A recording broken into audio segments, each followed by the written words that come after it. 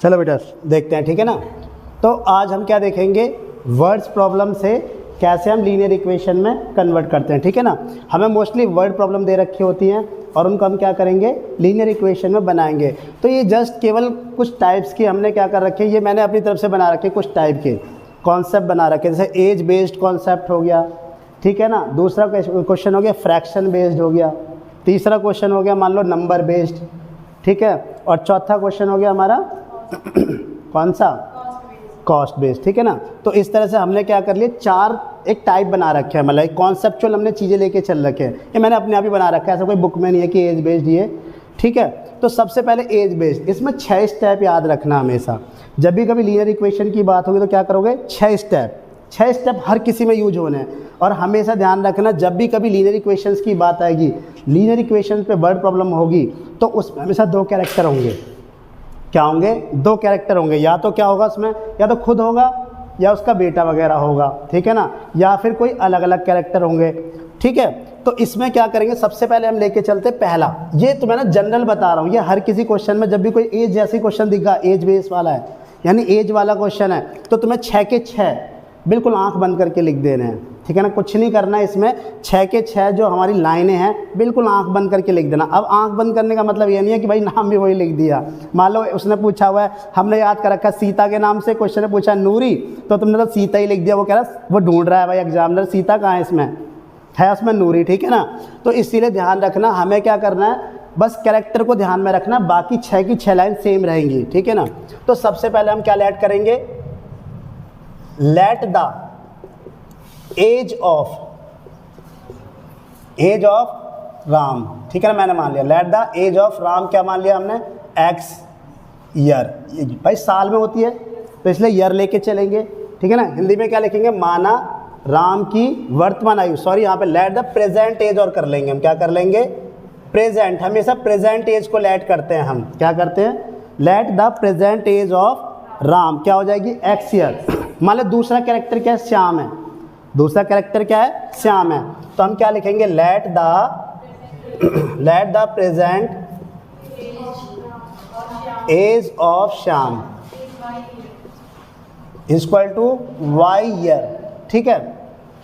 तो अब यहाँ पर देखो 2 लाइनें तो ये हो गई हमारी, एक तो प्रेजेंट एज किसकी, पहले कैरेक्टर की, और दूसरी प्रेजेंट एज दूसरे कैरेक्टर की, ठीक है ना। अब इसकी जगह नूरी भी हो सकता है, इसकी जगह कुछ भी हो सकता है, मोहन भी हो सकता है, श्याम भी हो सकता है, ठीक है ना, हरी मोहन भी हो सकता है, सोनू भी हो सकता है, कुछ भी हो सकता है। मतलब बस कैरेक्टर हमेशा क्या होंगे, 2 होंगे, बस नाम चेंज कर देना और कुछ नहीं करना, लेके ही चलना है।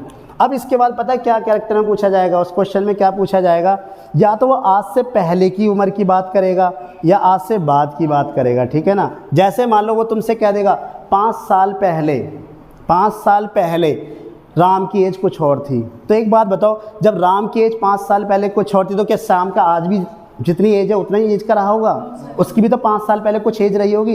यानी एज हमेशा सबकी पैरेलल बढ़ती हैं एक साथ। अगर तुम आज से कहो कि मैं आज से 5 साल बाद इतने की हो जाऊँगी, दूसरा भी तो बढ़ेगा, ये थोड़ा ना कि वो नहीं बढ़ेगा, वो रहेगा। तो ये सब नहीं, हम कह रहे हैं कि आज से 5 साल पहले राम की एज क्या होगी। तो वहाँ पर 2 वर्ड लिखे रहते हैं, देखो आज से क्या बोलते हैं, या तो एक वर्ड होगा पहले के लिए एगो, ठीक है ना, या क्या होगा बिफोर, कि आज से 5 साल पहले, 5 ईयर्स एगो, है ना, 5 ईयर बिफोर, इस तरह से भी होगा। और ये तो इसके ये होता है हमेशा क्या, पास्ट का वर्ड, क्या होता है, पास्ट का। तो इसमें एज हमेशा क्या होगी, प्रेजेंट से माइनस, क्या होगी, माइनस। भाई आज तुम 10 साल के हो और मैं तुमसे पूछूं आज से 5 साल पहले कितने के थे, तो तुम क्या बोलोगे, 5 बोलोगे कि नहीं बोलोगे, क्यों, क्योंकि 10 - 5 करोगे तो क्या आएगा, 5 आएगा, ठीक है ना। लेकिन अगर कभी भी ऐसे आ जाए, हैंस लिखा आ जाए, ठीक है ना, या आफ्टर लिखा आ जाए, तो इसका मतलब क्या, ये किसकी बात हो रही है, फ्यूचर की, किसकी बात हो रही है, फ्यूचर की।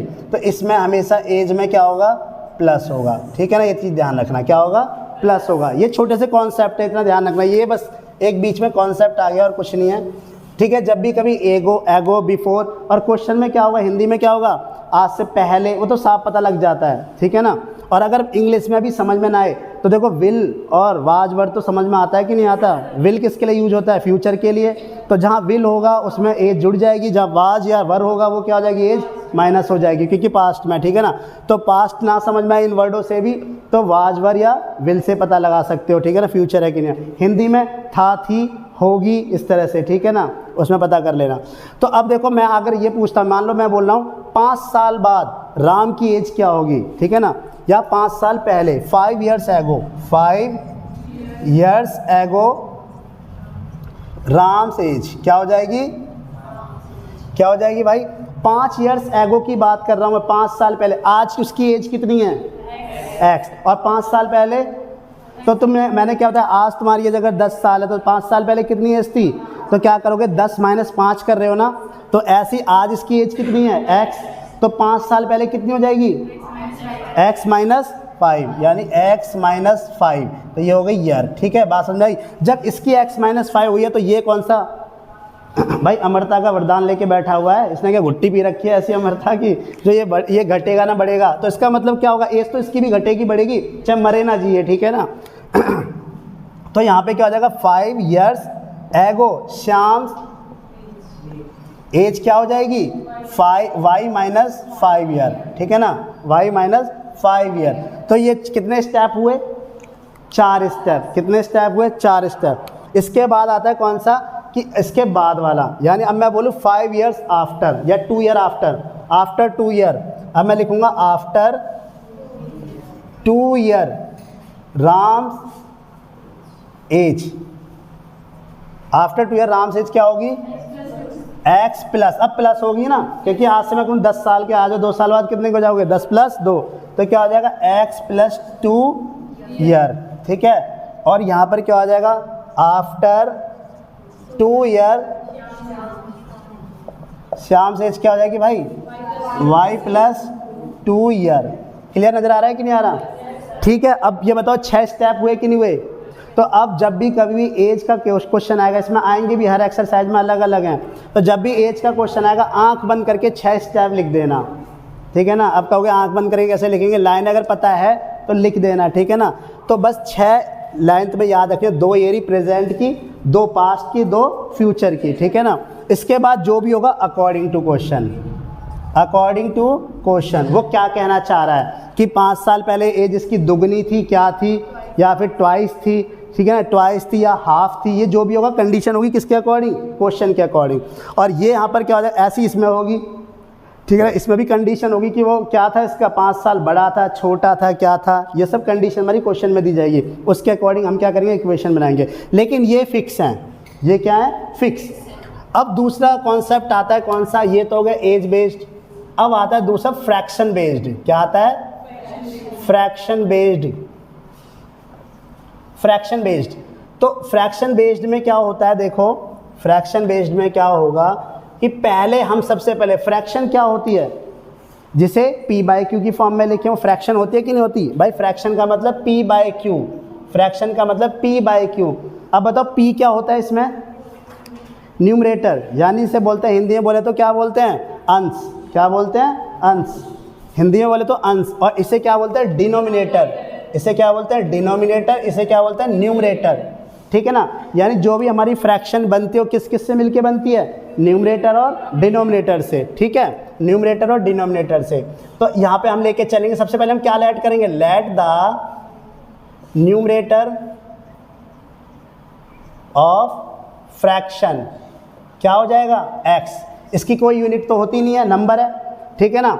और let the denominator, denominator of fraction क्या हो जाएगा? y। और हमारी फ्रैक्शन क्या बनी फिर?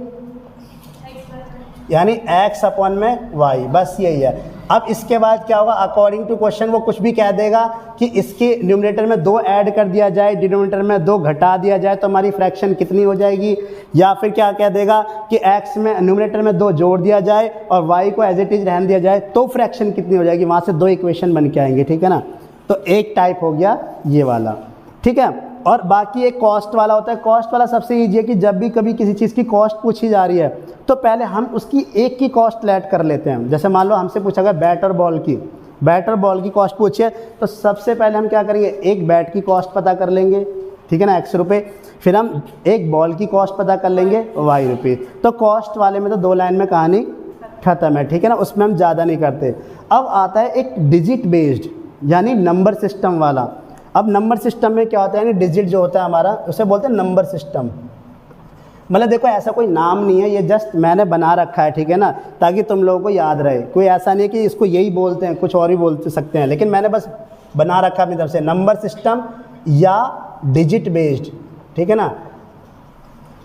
देखो कैसे नंबर सिस्टम और डिजिट बेस्ड में क्या पूछा जाएगा, सबसे पहले बताते हैं इसमें। देखो पहले देखो कोई भी नंबर, तुम एक बात बताओ, जब भी कोई नंबर लिखते हो, जब जैसे मैंने कोई नंबर लिखा 10, तो ये किस किस से मिलके बना हुआ है, ठीक है ना, समझ में आया कि नहीं। यानी एक होता है यूनिट प्लेस यानी वंस प्लेस जिसे बोलते हैं, और एक होता है टेंस प्लेस। और किधर से काउंट करते हैं हम, राइट और लेफ्ट, राइट से, ठीक है ना, राइट टू लेफ्ट जाते हैं हम, ठीक है ना। सबसे पहले क्या जाएंगे, राइट टू लेफ्ट। इसको क्या बोलते हैं, यूनिट प्लेस, या फिर बोल सकते हैं वंस प्लेस। क्या बोलेंगे, वंस प्लेस या यूनिट प्लेस, जिसे हिंदी में बोलते हैं इकाई अंक। क्या बोलते हैं इसे हिंदी में, इकाई अंक। दूसरा क्या होता है, टेंस प्लेस, टेंस प्लेस, इसे बोलते हैं हम दहाई अंक। क्या बोलेंगे, दहाई, और इसे बोलते हैं इकाई अंक। क्या बोलते हैं, इकाई और दहाई अंक। समझ में आया कि नहीं आया। तो इस पहले वर्ड को बोलते हैं यूनिट प्लेस और इसको बोलेंगे टेंस प्लेस। अब मुझे एक बात बताओ, अगर मैं इसको ब्रेक करके लिखूंगा तो कैसे लिख सकते हैं हम इसे। तो देखो यूनिट प्लेस को हम क्या लिखेंगे, पहले 0 लिखेंगे कि लिखेंगे, फिर आता है प्लस, और जब इसको टेंस प्लेस बोला गया 1 में, तो इसमें कितने से मल्टीप्लाई हो जाएगी, 10 से, ठीक है ना। अगर मान लो बाई चांस इसके आगे एक और एक लगा होता, उसे क्या बोलते हैं, 100 प्लेस, 100 प्लेस, ठीक है ना। और फिर उसको हम प्लस करते तो उसमें कितने से मल्टीप्लाई होती, 100 से। तो ऐसे ही तो यूनिट हम इसको क्या करते हैं, जो प्लेस वैल्यूज़ लिखते हैं इसी तरह से तो लिखते हैं। यानी किसी भी नंबर को लिखने के लिए हमें उसके लिए क्या जानना जरूरी है, उसका यूनिट प्लेस वैल्यू और उसकी टेंस प्लेस वैल्यू, ठीक है।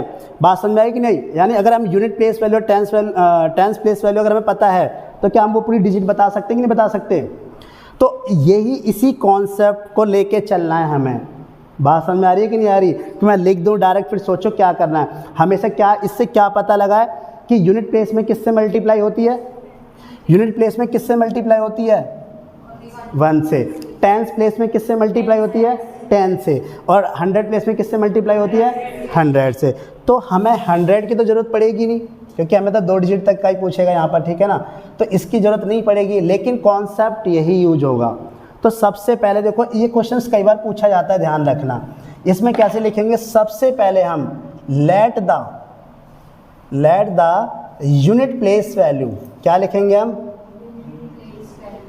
ठीक है ना। यूनिट प्लेस डिजिट भी कह सकते हैं, यूनिट प्लेस डिजिट यानी माना इकाई अंक।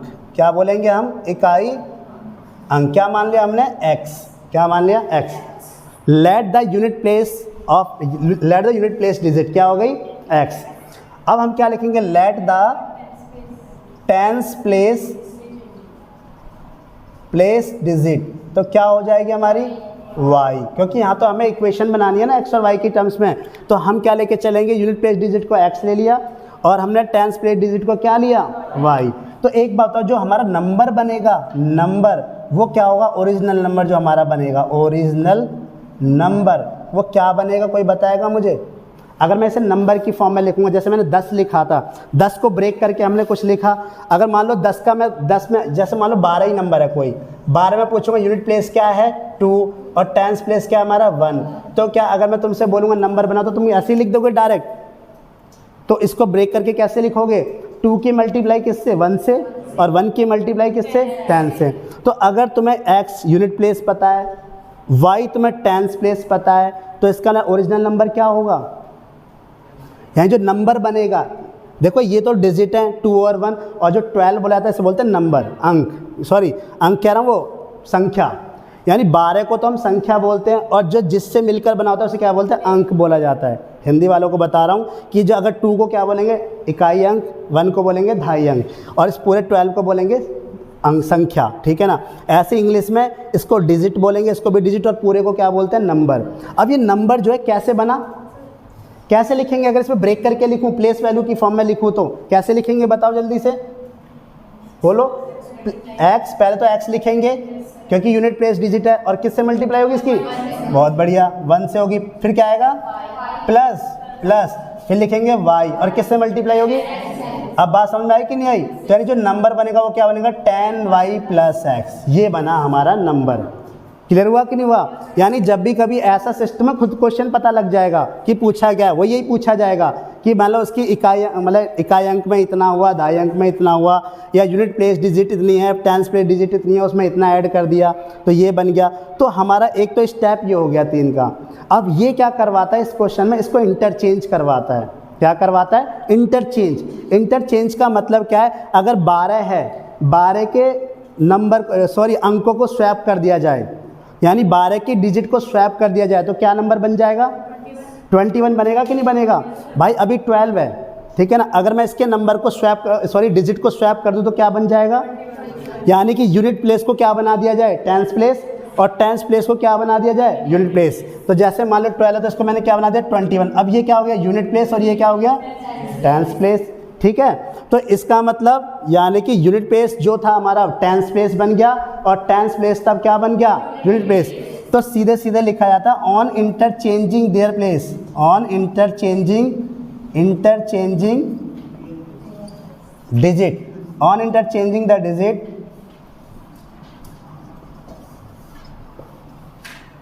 द न्यू नंबर इज क्या बनेगा? कोई बताएगा? नंबर ये था हमारा ओरिजिनल नंबर, न्यू नंबर क्या बना? क्या हो जाएगा? x प्लस 10 है। बहुत बढ़िया, क्या बना? 10x प्लस x तो पहले से ही है। हाँ देखो, उसने बोला कि x plus 10y plus x है, तो उसने क्या बोल दिया? x plus 10y। इसमें फ़र्क क्या रहा? ये तो ऐसे बोल दिया, ये पता है क्या बोला? जैसे 12 था तो 12 को हम कैसे लिख सकते हैं? 10 प्लस 2। तो मैंने कहा इसमें स्वैप करो नंबर को, तो बस क्या कर दिया? 2 प्लस 10। तो ये स्वैप हुआ है कोई नंबर? अभी भी 12 है ये, अभी भी क्या? अभी भी 12 है। यही गलतियाँ करते हैं, ये बात सही है। इसने जो बोला ना, बच्चे यही गलतियाँ करते हैं। जब भी इंटरचेंजिंग की बात आती है तो क्या बोल देंगे? सर 10y प्लस x था, मैंने x प्लस 10y लिख दिया। अबे फ़र्क क्या रहा उसमें? फ़र्क कुछ रहा? एक बात बताओ, 10 प्लस 2 लिखूँ या 2 प्लस 10 लिखूँ, नंबर बदल जाएगा? नंबर बदलेगा? तुमने उनकी जगह बदली है। एक्चुअल जो प्लेस वैल्यू होती है मैथमेटिकल टर्म्स में, जो प्लेस वैल्यू कही जाती है वो यूनिट और टेंस की टर्म्स में कही जाती है। ठीक है ना, ये चीज़ तो ध्यान रखना, इस तरह से नहीं करना। तो यानी कि हमें प्लेस वैल्यू, यानी उनकी देखो इंटरचेंजिंग द डिजिट, यानी डिजिट ही चेंज कर दी मैंने, या interchange the place value of the digit, या ऐसे लिख सकते हो उस पूरे को अगर नया समझ में आए तो, interchanging the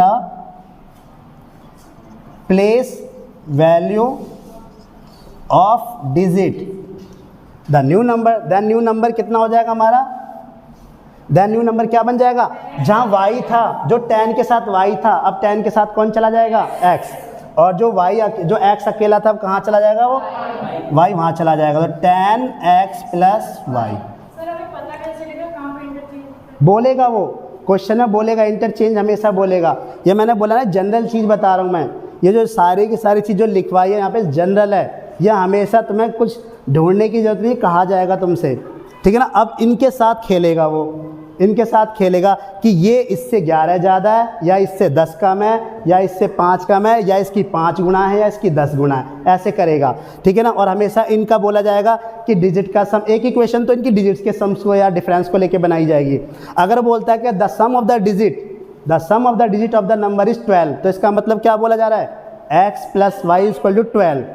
the sum of the digit of the number is 12, तो इसका मतलब x plus y equal to 12। एक इक्वेशन तो यहाँ से बन गई। दूसरा बोलेगा कि जो हमने इंटरचेंज किया है, जो नंबर जो इंटरचेंज किया है, वो नंबर जो है पुराने वाले नंबर का क्या है? 2 टाइम्स है या 3 टाइम्स है। ठीक है ना, इस तरह से बोलेगा वो हमेशा। समझ में आई कि नहीं आई? तो ये जनरल फॉर्म बता रहा हूँ, इसमें तुम्हें कुछ भी सोचने की ज़रूरत नहीं है। जैसे ही क्वेश्चन दिख जाए तुरंत इसी तरीके से लिखना है। अब ये कॉन्सेप्ट समझ में आ गया कि नहीं आया? पहले बताओ, डिजिट वाला आया कि नहीं आया? आई थिंक सबको समझ में आ गया होगा कैसे क्या करते हैं। पहले डिजिट प्लेस वैल्यू हमने यूनिट प्लेस वैल्यू मानी, यहाँ पे क्या जाएगा? माना 2.5 अंक यानी y, और जब नंबर बनेगा तो हमारा कैसे बनता है? इकाई अंक के साथ 1 की मल्टीप्लाई, दहाई अंक के साथ 10 की मल्टीप्लाई, ठीक है। तो नंबर क्या बनेगा 10y + x, मैंने लिख के भी दिखा दिया कैसे।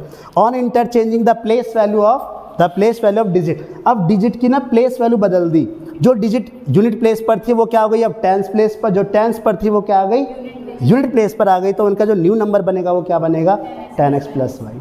ठीक है बेटा, यहाँ तक क्लियर हुआ कि नहीं हुआ। तो हमारे 3 कॉन्सेप्ट निकल के आए, एक तो एज बेस्ड कॉन्सेप्ट, एक हो गया फ्रैक्शन बेस्ड कॉन्सेप्ट, एक हो गया number system digit based concept. इससे ही कुछ ज़्यादा मैं ये नहीं कह रहा कि तुम्हारा एकदम सब कुछ क्लियर हो गया, इतना है कि तुम अब इक्वेशन बना सकते हो। बाकी तो हमारा वही मेथड है, सब्स्टिट्यूशन मेथड, एलिमिनेशन मेथड, उससे हम क्या करेंगे सॉल्व कर लेंगे आराम से। मेन हमारे सामने बस प्रॉब्लम होती है इक्वेशंस को बनाना, जब इक्वेशन ही नहीं बना पाओगे तो सॉल्व कैसे करोगे। तो इसीलिए ये कॉन्सेप्ट बता रहा हूँ ताकि तुम लोगों के लिए एक जनरल कॉन्सेप्ट है कि जो बच्चा बेचारा कुछ समझ भी नहीं पा रहा ना, वो भी एक बार को इतना तो कर देगा। और इतने के भी मार्क्स होते हैं भाई, स्टेप बाय स्टेप मार्क्स होते हैं, ठीक है बेटा। ओके ना, एलिमिनेशन मेथड क्या होता है, अभी लास्ट क्लास में हमने क्या देखा था सब्स्टिट्यूशन मेथड, और अब देखेंगे हम क्या एलिमिनेशन मेथड। तो ध्यान रखना इसमें सबसे पहले जो अभी मैंने कॉन्सेप्ट बताया कौन सा, यानी कि डिजिट वाला, उसी के बेस पे एक क्वेश्चन करके चलते हैं। तो देखो मैं अभी क्वेश्चन पढ़ भी नहीं रहा, बस मुझे पता है कौन सा क्वेश्चन है, डिजिट वाला क्वेश्चन है। तो मैं सबसे पहले क्या करूँगा, लेट द ये कौन सी एक्सरसाइज का क्वेश्चन है 3, ये एग्जाम्पल है, एग्जाम्पल 13 NCERT, ठीक है ना, NCERT example 13। Late the unit place digit क्या हो जाएगी x, ठीक है ना। Late the unit place digit x, माना इकाई अंक क्या हो गया हमारा x। Late the tens place digit क्या हो जाएगी हमारी y, ठीक है ना। अभी तक क्वेश्चन देखा नहीं है मैंने, देखो अभी तक हमने बुक का क्वेश्चन भी नहीं देखा, क्योंकि हमें पता है कि 4 स्टेप हमारे क्या है एज इट इज़ रहने हैं, ठीक है ना। अब इसके बाद क्या होगा, हमारा क्या बनेगा नंबर। तो नंबर जब बनेगा यानी ओरिजिनल नंबर बनेगा हमारा, तो क्या हो जाएगा नंबर क्या बनेगा, टेंस प्लेस कौन सा है y, तो x × 1 + 10 × y, तो क्या बना 10y + x, ये बन गया हमारा नंबर, ठीक है ना।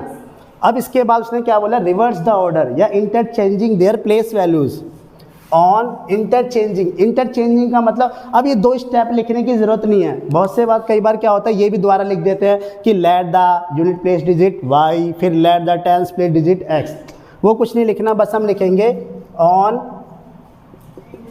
Interchanging their unit place digit, then new number क्या बनेगा, यानी बस x क्या हो जाएगा टेंस प्लेस और y क्या हो जाएगा यूनिट प्लेस। तो क्या देखो टेंस प्लेस मतलब x y की जगह लेगा, y x की जगह, तो 10x + y, ठीक है। 4 स्टेप कंप्लीट, अभी तक क्वेश्चन नहीं देखा अभी तक क्वेश्चन 4 स्टेप कंप्लीट हो गए, क्वेश्चन नहीं देखा, क्यों, क्योंकि हमें पता है कौन सा क्वेश्चन है डिजिट प्लेस, आंख बंद करके लिख दिया कि नहीं लिख दिया, ठीक है ना, कुछ नहीं करना था। अब आ जाओ अकॉर्डिंग टू क्वेश्चन,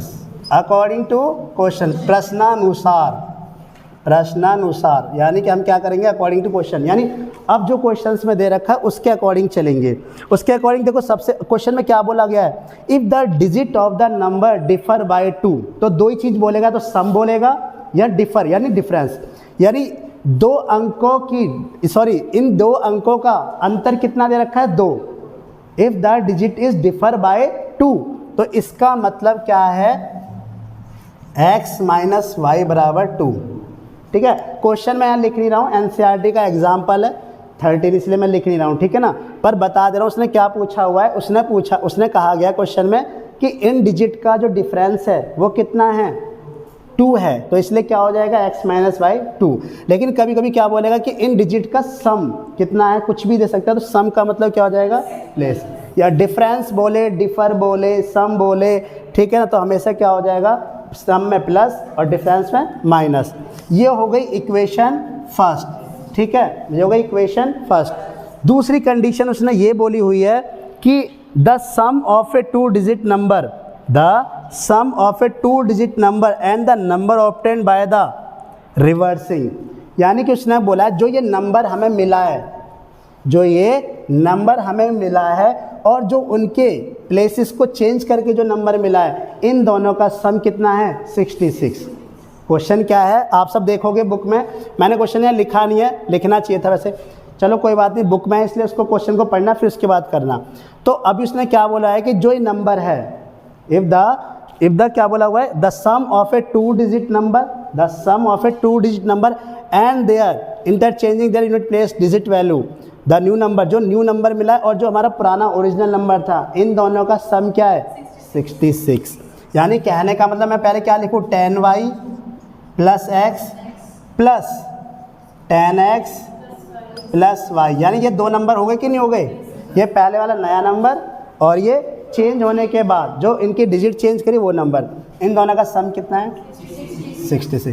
अब देखो क्या 2x रह सकते हैं, क्या 2y रह सकते हैं, मैंने बोला था कभी 2x और 2y नहीं रहने चाहिए, तो ये 10y है और ये 1y दोनों प्लस के हैं। अब ये मत कहना सर ब्रैकेट में बीच में प्लस बैठा हुआ है, ठीक है ना, तो 10y और 1y क्या हो जाएगा 11y और x और 10x कितना हो जाएगा 11x इक्वल टू क्या 11 कॉमन निकल सकता है, 11 कॉमन निकाला, यहाँ पे क्या बचा, इसको ले लेता हूँ पहले, x प्लस वाई बराबर 66, तो x प्लस वाई बराबर क्या आ जाएगा 66, 11 अपॉन में नीचे आ जाएगा 11, ये हो गई सेकेंड इक्वेशन। क्या हो गई सेकेंड, यानी x माइनस वाई बराबर 2 और x प्लस वाई बराबर 6, दो इक्वेशन हो गई।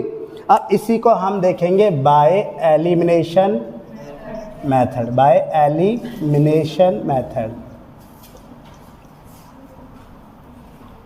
बाय एलिमिनेशन मेथड, ठीक है ना, इसको देखेंगे बाय एलिमिनेशन मेथड। अब एलिमिनेशन मेथड में देखो हमेशा ध्यान रखना, एलिमिनेशन मेथड का मतलब ये होता है एक को एलिमिनेट करना, एक को हटाना, क्योंकि देखो दो हमेशा प्रॉब्लम क्रिएट करते हैं। एक इक्वेशन को सॉल्व करने के लिए हमें क्या करना होता है, एक को हटाना होता है। अगर मान लो ये x हट जाए तो ऑलरेडी ये सॉल्व है कि नहीं, यानी y बराबर कितना, तो इसका मतलब y की वैल्यू 2 आ गई। लेकिन जब इसके साथ x है तो हम कह सकते हैं y की वैल्यू 2 होगी, नहीं है, कहीं ना कहीं इसके साथ कुछ ना कुछ रिलेशन है। तो अब यहाँ पर हमेशा ना दोनों इक्वेशन में कंपेयर किया करो। दोनों इक्वेशन में क्या कंपेयर करेंगे, दोनों इक्वेशन में ये कंपेयर होगा कि दोनों के कोफिशिएंट क्या होने चाहिए, हमेशा सेम होने चाहिए। दोनों के कोफिशिएंट क्या होने चाहिए, सेम। दोनों में से एक के भी हो जाएं तो कोई नहीं, अगर दोनों हैं तो कोई दिक्कत नहीं, यानी दोनों में से एक का कोफिशिएंट सेम होना चाहिए, ठीक है ना, किसी भी एक का। लेकिन यहाँ तो दोनों के कोफिशिएंट क्या सेम है, कैसे देखो, x का यहाँ पे क्या है 1, यहाँ भी x का क्या है 1, यहाँ पर y का क्या है 1, यहाँ पर y का क्या है +1, मतलब दोनों में क्या है बराबर कोफिशिएंट है ना, बस अपोजिट साइन है। जब भी दोनों में अगर कोफिशिएंट सेम है बट अपोजिट साइन है, ध्यान से सुनना, अगर दोनों में कोफिशिएंट 1 है, दोनों के सेम कोफिशिएंट है दोनों इक्वेशन में बट अपोजिट साइन है, तो हमेशा इक्वेशन क्या होगी, add the equation first and equation second. लेकिन अगर ऐसा होता, चलो बाद में बताता हूँ, जब ये दोनों की दोनों कोफिशिएंट सेम हो और दोनों में साइन डिफरेंट है, तो इसका मतलब दोनों की दोनों इक्वेशन क्या होगी, ऐड होंगी, ठीक है ना, ऐड होंगी। और ऐड करने का मतलब मैं ऐसा क्यों कह रहा हूँ, ऐड करने में कभी भी कोई साइन चेंज नहीं होगा, जैसा साइन है वैसा ही साइन रहेगा, ठीक है, ध्यान रखना। यहाँ पे एक साइन प्लस का था और एक साइन माइनस का है, एक साइन प्लस का एक साइन माइनस का, यहाँ कोई साइन चेंज करने की ज़रूरत नहीं है। तो जब हम ऐसे कंडीशन में जब अपोजिट साइन होते हैं तो हमेशा क्या करते हैं, ऐड।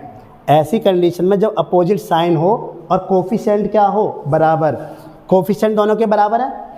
देखो x को देखोगे तो दोनों के कोफिशिएंट क्या हैं, बराबर है, बट दोनों के साइन सेम है, बट दोनों के साइन क्या है, सेम है। तो इसको हटाने के लिए फिर क्या करना पड़ता है, हमें सबट्रैक्ट करना पड़ता है। जब दोनों के साइन सेम होते हैं और कोफिशिएंट बराबर हो, ध्यान से सुनना मैं क्या कहना चाह रहा हूँ, जब दोनों के साइन सेम हो और क्या हो, कोफिशिएंट भी बराबर हो, तो उस केसेस में हमेशा क्या करेंगे, सबट्रैक्ट। उस केसेस में सबट्रैक्ट, जब दोनों के साइन सेम हो और कोफिशिएंट भी सेम हो, क्योंकि जब ख़त्म नहीं हो सकता ना। लेकिन जब दोनों के साइन अपोजिट हैं, जब दोनों के साइन अपोजिट हैं और उनका कोफिशिएंट भी क्या है, सेम है, तो ऐसे केसेस में क्या करते हैं, ऐड। बात समझ में है कि नहीं, क्यों, क्योंकि देखो प्लस माइनस ऑलरेडी क्या होता है, माइनस। तो जब हम ऐसे केस करेंगे तो ये क्या हो जाएगा, कैंसिल, y से y क्या हो जाएगा, कैंसिल। अब देखो एक एलिमिनेट हो गया, y एलिमिनेट हो गया, बचा क्या, x, और x को जोड़ेंगे तो क्या आ जाएगा 2x, और यहाँ पर क्या आ जाएगा 6 और 2। क्या मैंने कोई साइन चेंज किया, मैंने कोई साइन चेंज किया, कभी करेंगे ही नहीं। जब कभी भी हमेशा अपोजिट साइन होगा और कोफिशिएंट सेम होगा तो साइन कभी चेंज नहीं करेंगे। तो 2x बराबर कितना आ गया, 8 आ गया। तो x बराबर कितना आ गया, 2 4 जा 8। तो x की वैल्यू कितनी आ गई, 4। x की वैल्यू आ गई 4। अब x की वैल्यू को ना किसी में भी रख दो, तुम्हारी मर्जी है, फर्स्ट में भी रख दो, सेकंड में रख दो, किसी में भी रख दो, दोनों में से किसी में रख दो। तो किस में रखा तुमने x की वैल्यू को, फर्स्ट या सेकंड में। देखो यहाँ पे ना माइनस में था और यहाँ दोनों प्लस में, तो मैं कोशिश करूँगा हमेशा प्लस वाले की तरफ जाने में, ठीक है ना, क्योंकि माइनस में गलती हो सकती है, क्योंकि वायरस है ऑलरेडी उसमें, भाई माइनस वायरस, तो वायरस वाले के पास जाना पसंद करोगे, अच्छे वाले इंसान के पास, अच्छे वाले इंसान के पास। तो जब वायरस के पास, भाई वायरस के पास मैं तो जाना पसंद करूँगा नहीं, तो हम क्या करेंगे, अच्छे वाले के पास जाएंगे। तो put the value of x in equation second. तो कहने का मतलब क्या हुआ, x प्लस वाई बराबर कितना था, 6। तो x की वैल्यू को क्या रखा, यहाँ पर 4 प्लस वाई बराबर 6। तो y बराबर क्या आ गया, 6 माइनस 4 यानी कि 2। तो x बराबर कितना आया, 4, और y बराबर कितना आया। क्या ये फाइनल आंसर है हमारा, अभी नहीं है फाइनल आंसर, क्योंकि हमें पूछा जाता है नंबर। फाइनली हमेशा क्या पूछा जाता है, ये पूछा जाता है, हमेशा क्या पूछा जाएगा कि ये निकालो, ठीक है ना, ये इंपॉर्टेंट होता है।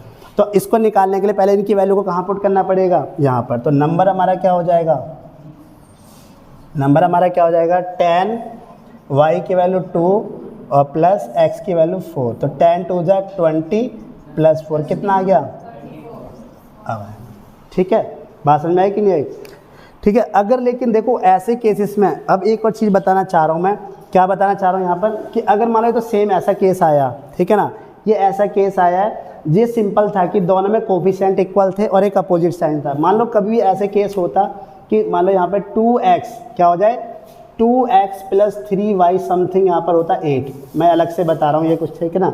अगर मान लो 2x plus 3y equal to क्या होता है 8, और यहाँ पर कुछ ऐसा होता है x प्लस 4y समथिंग 6, ठीक है ना। तो अब देखो यहाँ पर क्या करना होता है ऐसे केसेस में, कि इसका कोफिशिएंट कितना है 2, इसका कोफिशिएंट कितना है 3, इसका कोफिशिएंट कितना है 1, इसका कोफिशिएंट क्या है 4। क्या ये सारे इक्वल हैं, कोफिशिएंट इक्वल है किसी का, कोई कोफिशिएंट इक्वल है नहीं है, और दोनों के साइन कैसे हैं, प्लस के।